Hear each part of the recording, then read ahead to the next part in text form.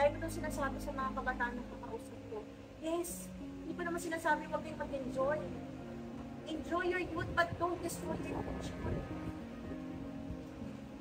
Huwag kang gumawa ng mga desisyon ngayon na pagsisisihan mo sa bandang mali. Dahil wala akong kakilalang tao na nagsisi sa una. Laging sa huli.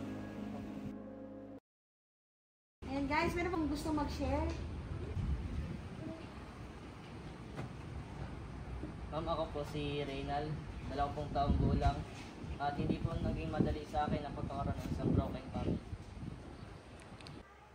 Hindi mo ba talaga naiintindihan yung sinasabi ko sa'yo? O sadyang nakontento ka sa buhay na ganito? Ano bang gusto mong gawin ko? Nagsisikap naman ako sa trabaho ko Oo, alam ko naman yun, pero lumalaki ng mga bata. Pati mga gastusin sa pag-aaral nila at saka dito sa bahay. Huwag kang mag-alala, magagawa kayo ng paraan. Lagi mo lang sinasabi yan. Ano tayo ngayon? Baon sa utang. Ang mahalaga na itataguyod ko kayo ng mga bata. Kung sana kasi, pinayagan mo na ako ng ibang bansa, edi sana hindi tayo baon sa utang. Ipipilit mo na naman ba yung pag-ibang bansa mo? Paulit-ulit na lang natin yung pinag-uusapan Nakakasawa na. Makaalis na nga. Ayan! Diyan ka magaling!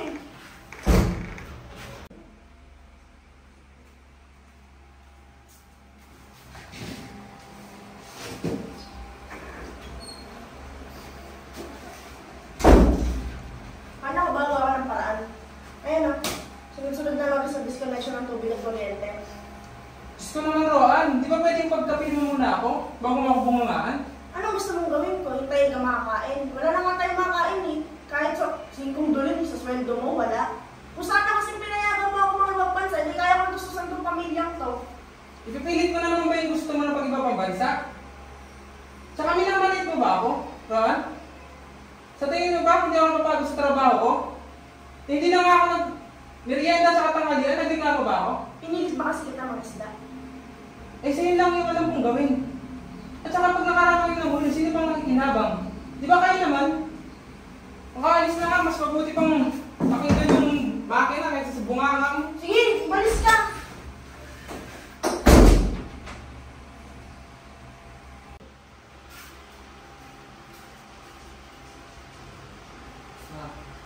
Bakit madalas na kayo nag-away ni Papa? Ano mo ito kung ibig mo sabihin? Huwag mo na kami pansin ng Reyna na. Ako ipat, mag-ready na lang kayo ni Francis para sa eskwelahan. Pero Huwag nang makulit, Reynal! Francis, tara na.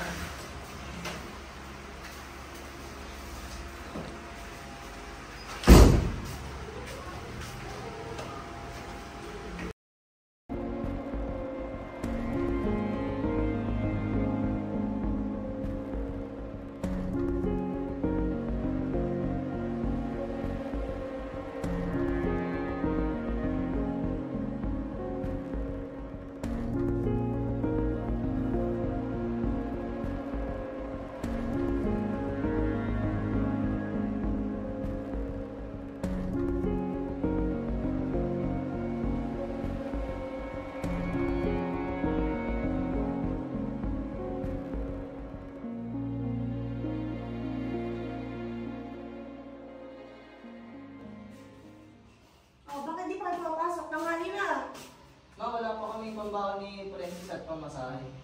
Oh, Ryan.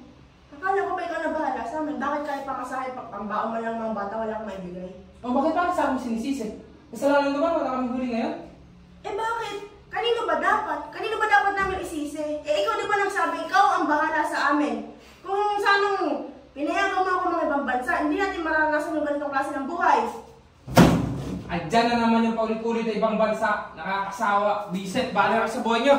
Diyan ka magaling, tumalikod sa problema. Ikaw pa talaga may ganang magsawa. Wala kang kwentang ama!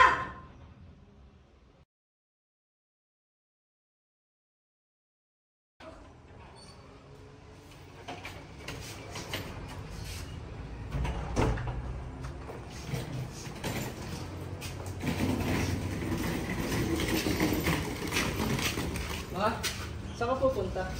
Pupunta ako ng Borgano. Kailangan ko umalis. Magtatrabaho ako doon. Wala kasi mangyayari sa buhay at dito kung patuloy tayo aas pa tayo ng hambog. Pero ma, paano naman po kami dalawa ni Princess? Yung pag-aaral po namin. Huwag kayong mag-alala naman ako. Nagawin nanay lahat para sa inyong dalawa. Dahil mahal na mahal ko kayo. Pero sa ngayon, kailangan ko muna umalis.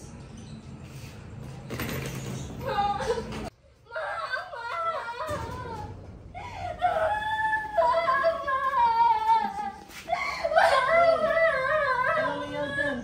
Francis!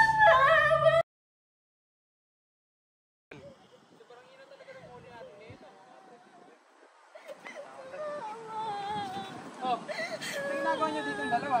Saka ba't ka umiiyak? Para ka namatayan. Si Ma, umalis na, magtatrabaho doon sa ibang bansa. Talagang matigas yung ulo ng nanay niya. No? Umalis talaga siya, no? Bahala na nga siya sa buhay niya. Pa, pero bakit hindi niyo po siya kausapin? Baka sakaling magbago isip niya. Para saan pa? Alam mo, hindi nakikinig sa akin nanay mo. Pero pa kasi, bakit hindi niyo naman po kasi sundin si nanay? Total, para naman po sa atin yun. At saka bakit hindi na lang po kayo maghanap na ibang trabaho? Aba, kailan ka pa natutupag salita ko lang niya, Reynald, ha? Talaga pala walang nakikinig sa akin dito eh. Bahala na nga kayo sa buhay niyo.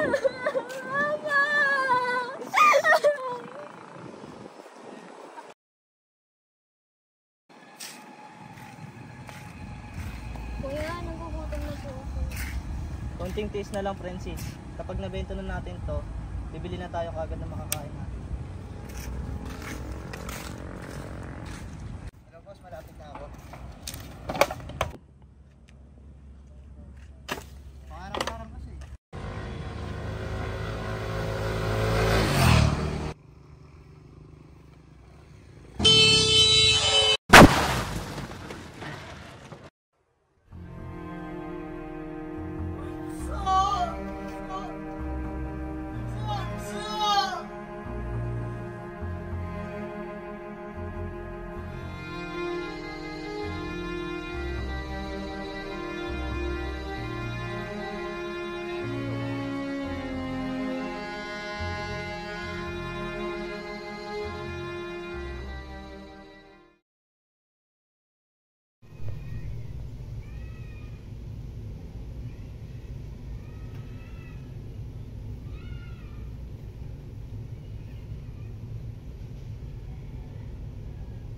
Anong ginagawa nyo dito?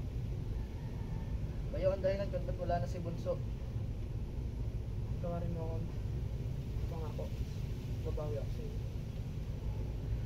Babawi. Sa tingin nyo, mababalik pa ang buhay ni Bunso. Hindi, di ba? Dito ako para damayan ka. Gabayan? Talaga pa? Nasaan kayo nung kailangan namin kayo ni Bunso? Di ba wala? Anak, Huwag kayo magkalala pa. Hindi ko kayo titigilan ng dalawa ng puntong ni Bunso. Pero hindi ko kayo agad-agad mapapatawad.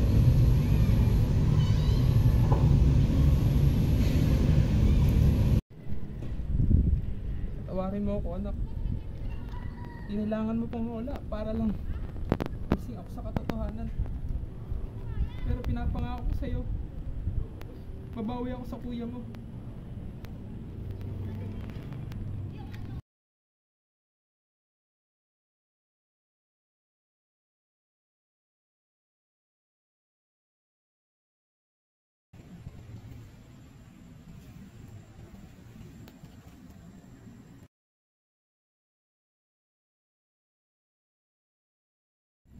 Kuya, maraming salamat sa pag-alaga mo sa kanya mga panahon wala sila na ng tatay. Pero ngayon nandiyan na si tatay. Masaya ako para sa'yo. Kuya, huwag kang mag-alala. Napatawad ko na sila. Ang gusto ko lang bago ako umalis, mapatawad ko na rin sila.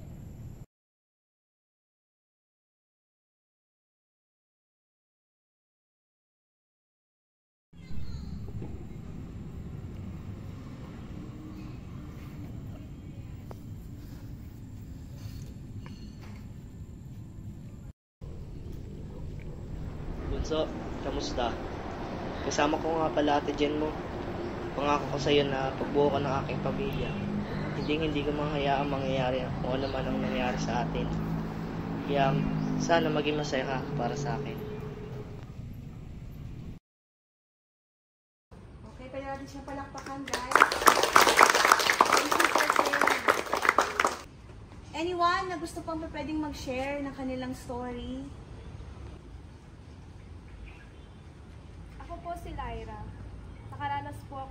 depression dahil po isa po ako sa naging biktima ng bullying sa aming paaralan.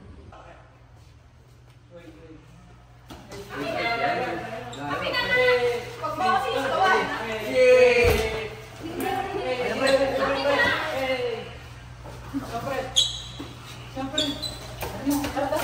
May makakita ka natin.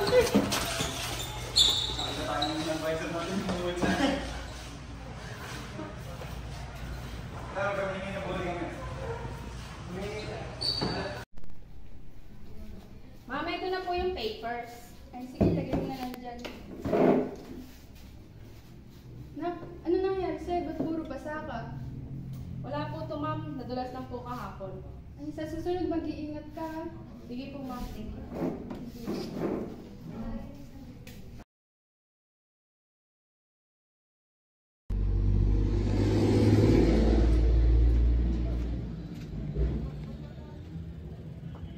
Anong itsura yan? Para kang di babae.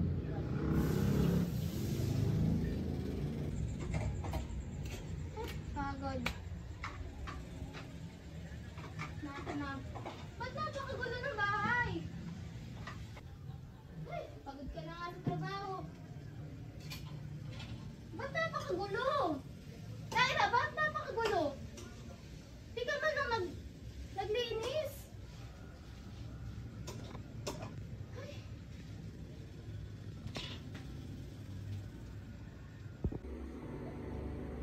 Bakit nila ako ginagawa ito? Ano ba kasalanan ko?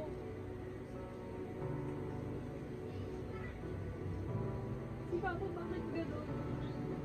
Hindi naman niya ako. Hoy, Lyra, kakain na daw. Oh, iniiyak-iyak mo dyan. Pinagugas ka lang ng pinggan. Drama mo.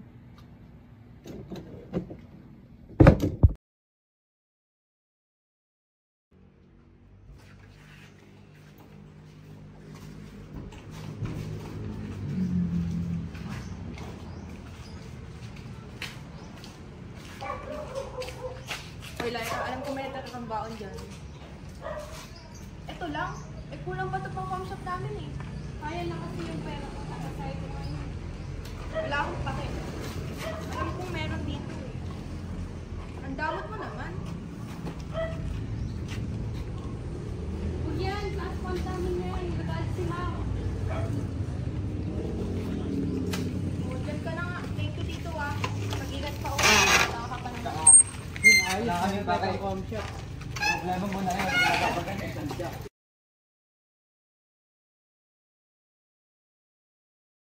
Ha, nabalitaan ko na nangyari sa classmates natin. Nagsabi ka ng totoo. Alam ko naman hindi ka magsisinungaling sa amin. Pero saan napunta yung kalahati ng classmates natin? Iha. Ko na po kaya, Bob. Napagod na po ako. Hindi ko po alam kung bakit nila ako ginamit to. Ano yung 7? Na, pwede ka magsabi sa akin. Sabihin mo sa akin anong nangyari. May 5 pong nag-aabang sa akin. Kinukuha po nila yung pera ko. At kapag di ko po binibigay yung pera ko, nagagalit po sila. Nananakit na din po sila. Sabihin mo sa akin kung sino yung mga nambubuli sa'yo. Hindi dapat tinotolerate yung mga ganyang ugali.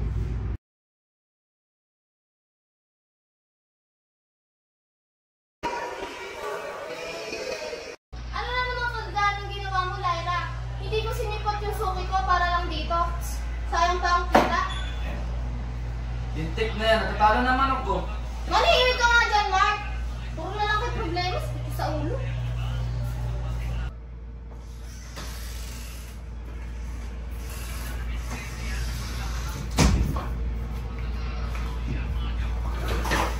So, good day, Mr. and Mrs. Cruz. Bakit niyo ba kami pinatawag? May kagagahan bang ginawa to? Actually, wala naman pong ginawang kasalanan yung anak ko. Pero may tanong po ako sa inyo. Ano yun? Kinakamusta niyo man lang ba yung anak niyo? Aba malay ko, araw-araw ko kumakayod para may makain kami. Ni minsan nga, di ko yan nasasabayan kumain. At kapag uuwi naman yan, madalas madumi ang kanyang uniforme at minsan gabi pa kung umuwi. Eh kung ganun, alam niyo man lang ba yung nangyayari sa anak niyo? Kailangan ba? Eh araw-araw akong kumakayod para may makain kami. Wala namang sinasabi yan. At bakit ba ang dami ng tanong? Ay nako, Mr. and Mrs. Cruz. Binubuli po yung anak ninyo. And sad to say that her own parent doesn't even know what's happening to their daughter. Sinasabi mo bang wala kaming kwenta mga magulang? Anong karapatan mo para question yung pagiging magulang mo? Wala kang alam! Pa, tama na po. Mr. and Mrs. Cruz, manakabaw muna kayo. Sir and Mrs. Cruz, ang tunay po na dahilan kung bakit namin kayo pinatawag ay dahil sa kondisyon ng anak mo. It's been weeks since the bullying happened. O, tingnan mo na. Ilang araw na pala itong binubuli tapos wala kayong ginagawa. Ano ba itong klaseng paral na to? Hindi po namin malalaman kung hindi sinabi sa akin ng anak nyo. Hindi niya rin po masabi sa inyo dahil palagi kayong wala o wala kayong pakialam. Paano nga malalaman na hindi nga ako nagkukwento yung anak ko? Paano magsasabi sa inyo eh ganyan po ugali nyo? Hindi nyo man lang kinakamusta yung anak nyo. Ma'am Eden, please pakitawag po naman ng bully kay Lyra para mapag-usapan na nangyayari sa kanya.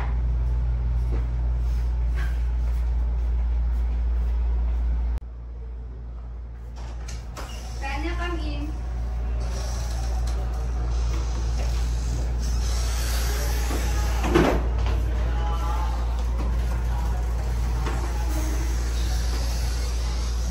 Hi, Principal. Bakit niyo po kayo pinatawag?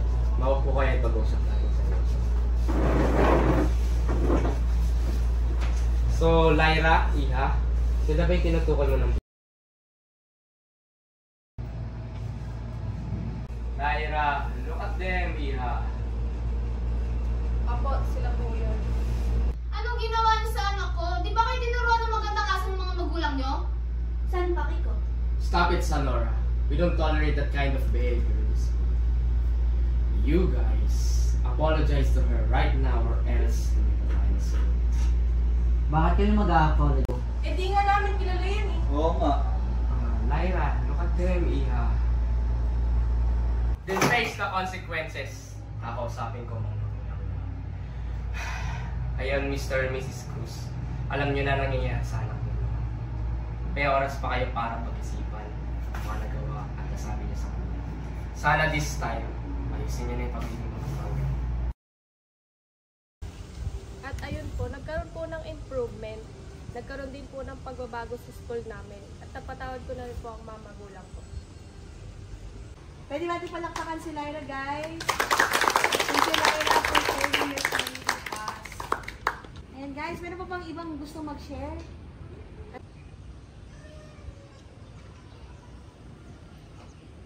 Ako po si Jane, 18 years old. At gusto ko pong i-share yung experience ko bilang bata ko. Please. Please. Huwag naman sana. Shit!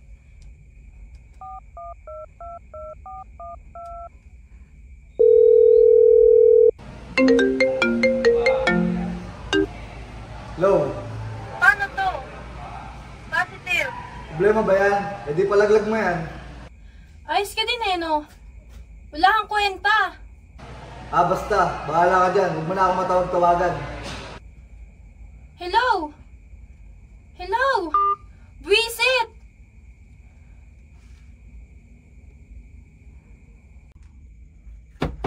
Ano bang sinisigaw-sigaw mo dyan, ha?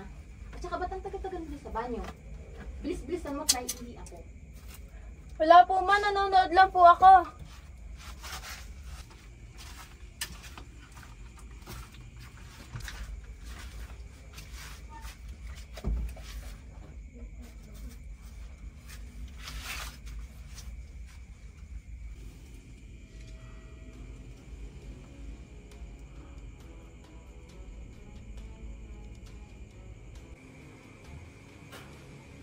Jane? Jane? Jane!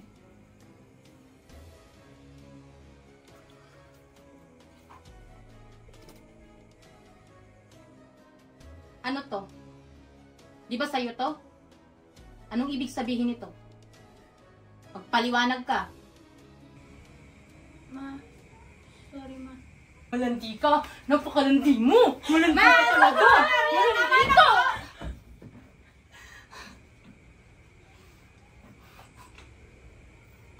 Yung kapatid mo na yan. Di man lang inisip lahat ng paghihirap ko at pagsusakripisyo sa inyo. Buat nang mawala ang papa mo. Kung ilang beses kong ginawang araw ang gabi para lang maigapang ko pag-aaral ninyong dalawa. Kung ilang araw akong bumabangon kahit na may sakit ako para lang may maihain sa hapag. Hindi mo man lang naisip kung ilang beses akong nagmakaawa sa school nyo. Lumuluhod pa ako para lang makatapos kayo. Tapos ganito, ito malalaman ko. Anong klase kang anak? Anong klase ka ng mga anak? Imbis na makakagraduate ka na dapat ng grade 12 mo, na matutulungan mo na sana ako. Hindi ka na sana mag-part-time. Pero bakit ganito? Ibabalita mo sa akin, buntis ka.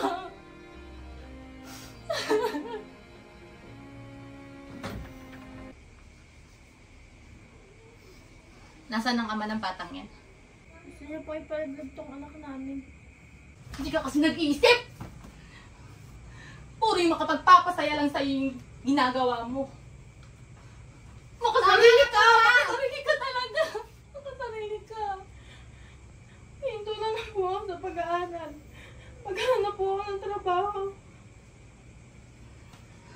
Akala mo ganun lang kadali yun? Ha?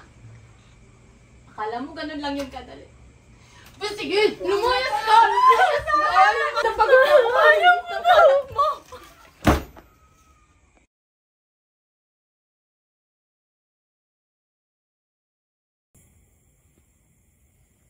Kanina pa pala akong umagang hindi kumakain.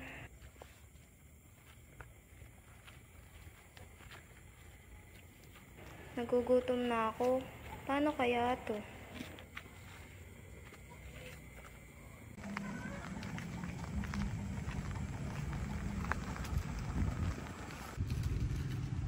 Ate, pwede pong makahingi ng pangkain? Naku, te. Trabaho ka nga. Nabubuhay ka sa inyo. Totoo ka ka. Grabe naman po kayo. Hoy, tantanan mo nga kami. Gusto mo ba tumawag pa ako ng pulis para lubanan mo kami?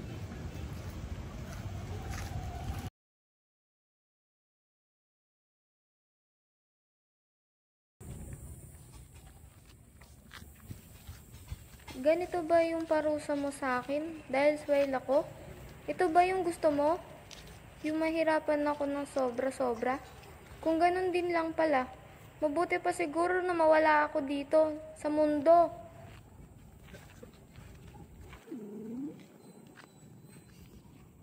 Siguro, pag wala na ako, hindi na mahihirapan sila mama. Mawawala na yung pabigat sa buhay nila.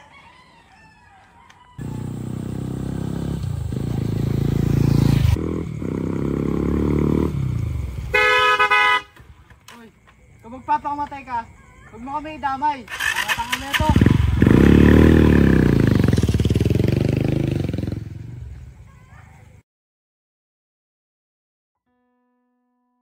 Lord,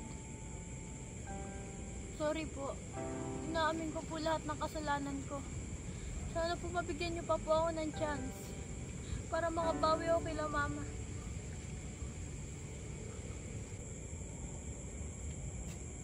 Ate! Ate Jane! Ma! Si ate! Nak. Din. Nak.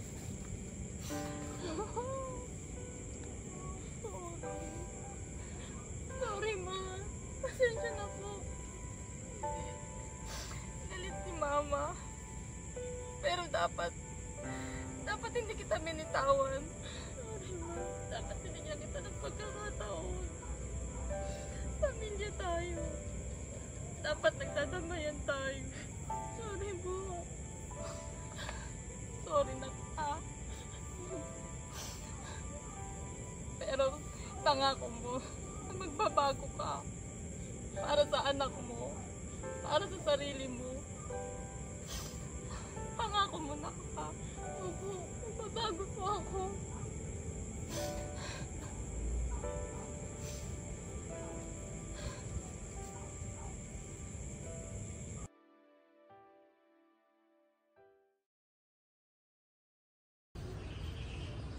At ayun po yung kwento ko kung paano ang isang gabi ay binago ang takbo ng buhay.